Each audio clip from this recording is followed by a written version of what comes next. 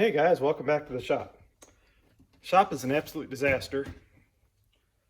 My wife, every time she kind of even comes near the shop, she just shakes her head. So I definitely got to do some cleaning up and some organizing and some getting rid of. Dig into these parts, get them powder coated, and then we'll go on and how I put them all back together. And then we'll package everything up nice and neat and put it in storage for the time being. So anyway, let's go to do some sandblasting. All right, guys, so I did some sandblasting on these calipers.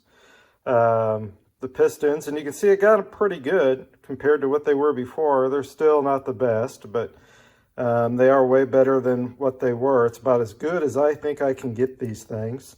So, like I said, they are a ton better than what they were. So with that, you notice I also sandblasted this one caliper bracket. It started out looking like this. So you can see it's pretty nasty. I gotta take the drill here with wire wheel, and I'm gonna have to just touch up a few spots, which you kind of notice the shiny areas there. Kind of touched up a few areas that didn't sandblast very good. That's just some dirt in there. But I'm gonna go ahead and sandblast this pile of stuff.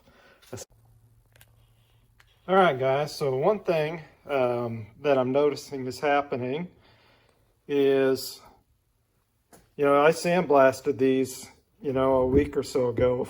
Well, I've been fighting getting the caliper pistons out, and I had one caliper pin stuck. I actually had to put this in the freezer for several days, pair of vice grips on it. I was soaking it with PB Blaster as much as I could, and finally was able to break the pin free, get it loose, and get it out. It fought me. So anyway, that's what I had to go through to get the pin out. But what we're here to talk about is using some evaporust, because you can see this one here, got pretty corroded again. So I'm not going to probably end up powder coating these brackets, because everything I see, you're not supposed to powder coat over the rust. So what I'm going to do instead is put some evaporust inside a Ziploc baggie. I'll put a bracket in the baggie, brush the evaporust on first, then put it in the baggie, and hopefully the evaporust will do its thing. And then I'll go ahead and prime and paint these with some high temp paint.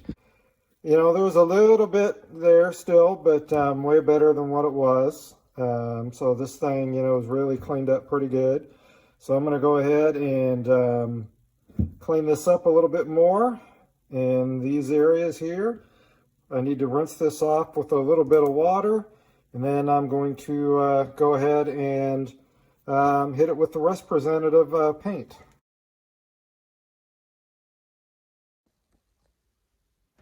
All right, so you can see we've got the caliper brackets all painted up now. Look all pretty again. Got some new boots on the caliper pins, cleaned up the caliper pins, so now they will, slide in and out.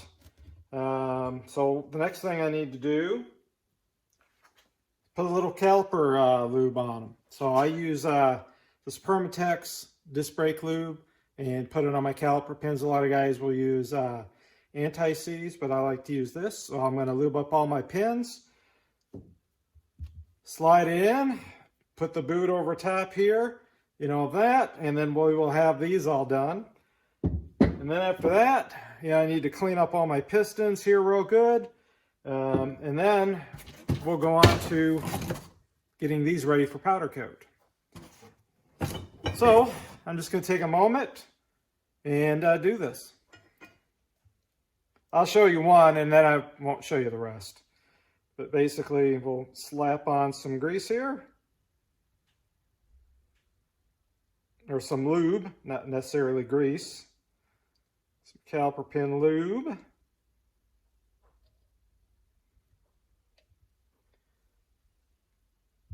We'll go ahead, pop her in there, Stick the boot over top. There we go. And then we'll wipe off the excess grease. And now we've got a nice lubricated caliper slide. So I'm going to go ahead and pull it back out just to slide here a couple times to make sure the whole thing gets lubed up good. And then pop that back on, and there we go. So now I'm just going to do the rest of them the exact same way. And then we will package these up and get them ready for storage for a little bit until I'm ready to use them. All right, everyone. So got the pistons all nice and cleaned up. Need to clean up the bottoms a little bit. But a little bit of, pitting on this one.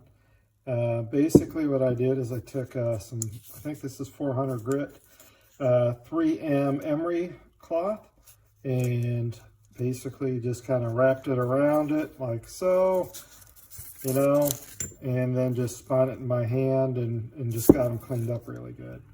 So we've got these, like I said, all cleaned up really nice. A couple of them have very slight amount of pitting. I'm going to see if I can scuff these up a little bit more.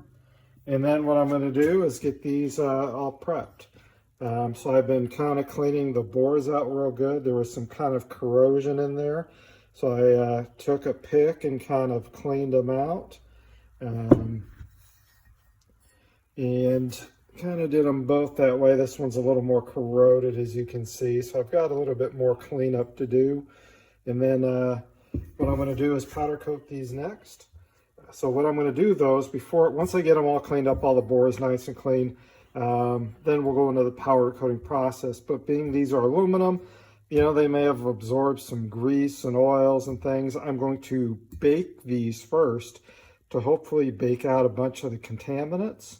And then once I get these baked out of the contaminants, then what we'll do is then we'll apply the powder, and then we'll put them in the oven and powder coat them.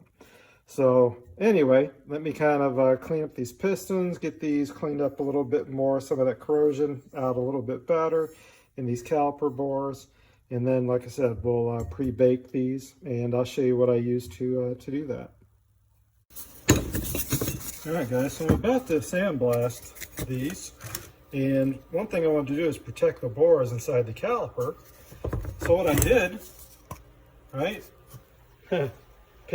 from a paper towel roll, I unrolled it. I had to cut a little slit in it, overlap it just a little bit.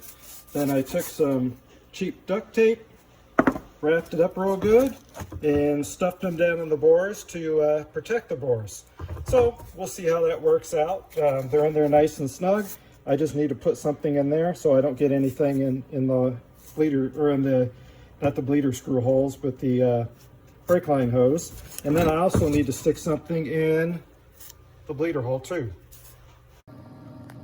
All right, guys, so as you can see, my fancy schmancy powder coating oven here. It's just a used Vaporware convection oven, basically. I've got it set to 450 degrees. I'm doing what they call a pre-bake, if you will. So that way it will bake out a lot of the impurities that may be cast into the aluminum, or some of the oils and stuff that have soaked up. So I'm going to run this thing for about 30 minutes to bake them out. It's probably going to take them a while for them to cool down. Then I will clean them up a little bit with some caliper cleaner that I've got, and then then we'll set up and do the powder coating part. I'm going to pull the aluminum trailer out of the garage so it gives me more room, but right now we're doing the pre-bake, and I need to do this also to the rear calipers. So once that's done, then I'll put plugs in all the holes there, plugs in the hole there, plugs in the the caliper bore, and then we'll set it up for powder coat. All right, so I've got these pulled out. These are still over 380 degrees right now. I just put the rear calipers in, and now they are going to cook for a while to bake the impurities out of them. So in the meantime, while these are cooling down, I'm going to get the powder coat equipment out and figure out how I'm going to set up something makeshift to powder coat this. Here's my plug kit that I have. I've got these big ones here, which are 1 5/8, I believe, to 2 inch, which fit nicely in those bores. And then you can see I have some miscellaneous other ones. I think I paid $10 for these, and I think I paid 10 or 15 for that whole set as well. So not too much really to buy a bunch of silicone plugs. What I'll be using, guys, is this caliper cleaner by VHT. You can see it's an aggressive degreaser. It actually dries really fast as well, which is kind of nice, so it doesn't leave a greasy residue. And if you notice, look what I paid for it. So they was clearancing these at a local farm and hand nearby, and I picked up, I think, 8 of these for $1 a piece. Not too bad. All right, guys, so you can see I'm kind of in the middle of my shop area, and I took an old box and did a makeshift, thing to support the caliper as well as my rack, which will slide into, the powder coat oven there. So as you can see, I have a nice big open area, all 4 sides that I can get to. And take my gun, and get all the angles. So that way I can kind of look, get my angles, get a nice spread, that I'm not going to touch anything as I'm doing it.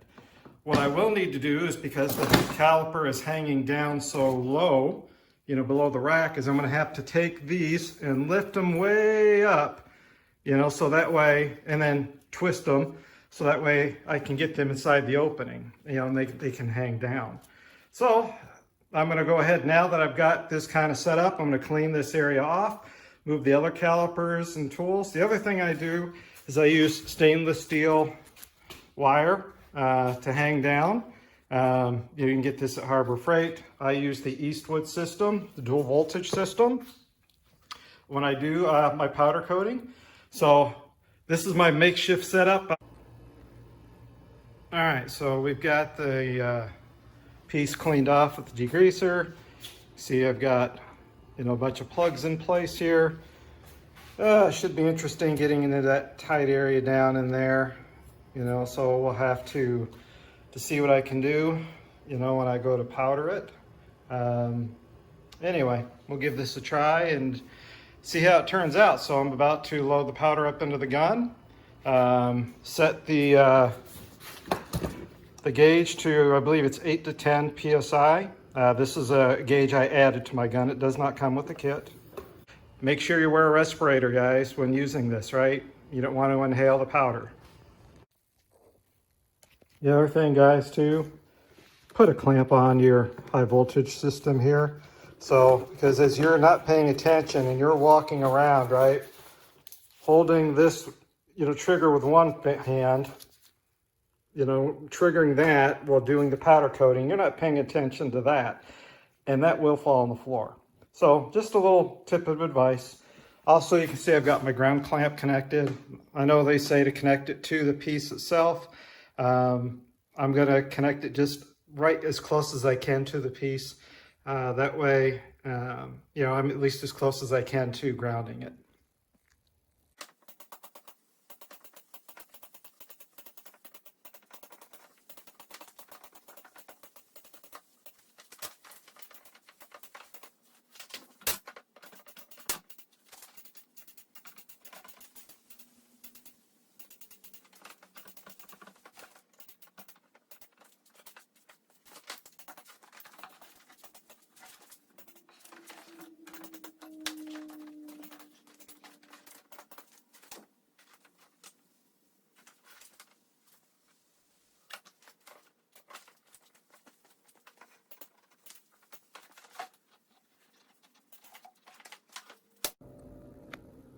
All right, so we've got the powder coat all done.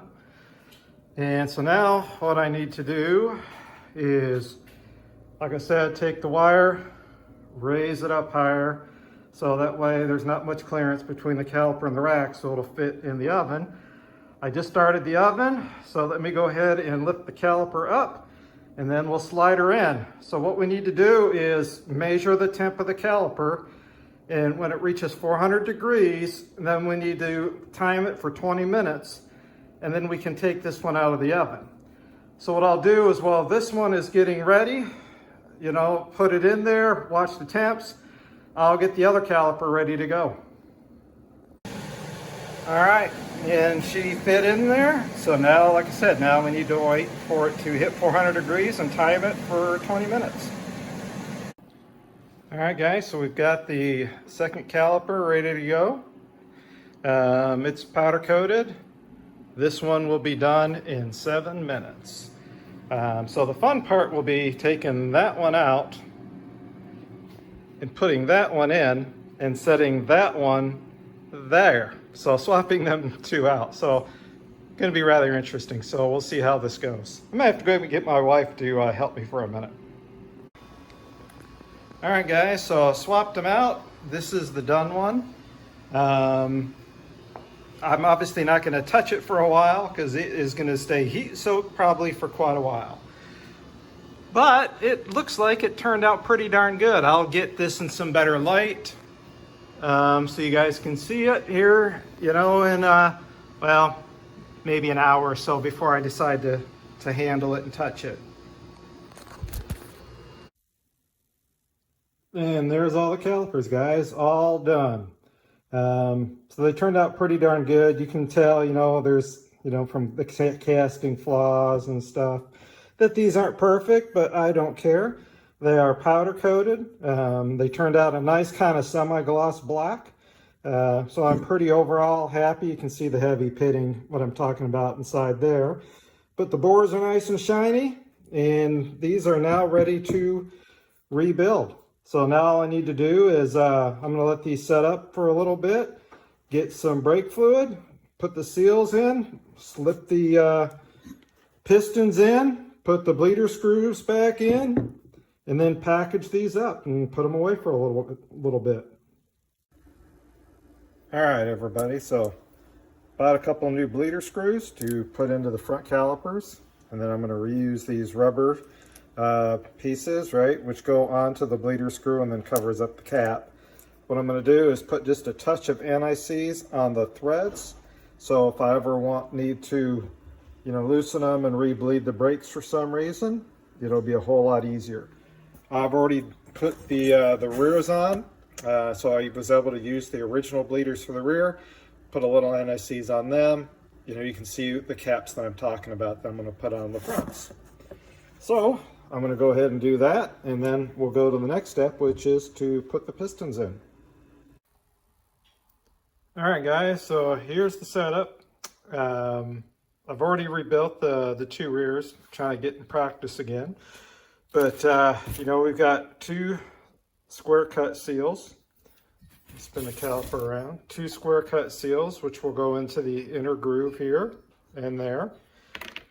Then you have two dust seals, I'll call them.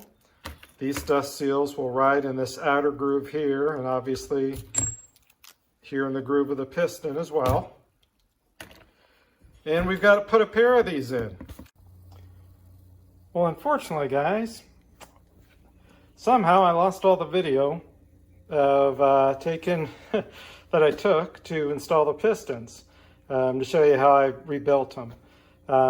There's several videos out there that you can watch, but you know, anyway, we got all the pistons back in, all the seals are in, all the you know, the bleeder screws are all in. The only thing we need to do is you know, connect some brake hoses, and these will be all done. So if nothing else, I hope you enjoyed the two-part series of trying to get these stupid things unstuck and the powder coating process. You know, what I went and do. I'm really happy with the way the powder coat turned out.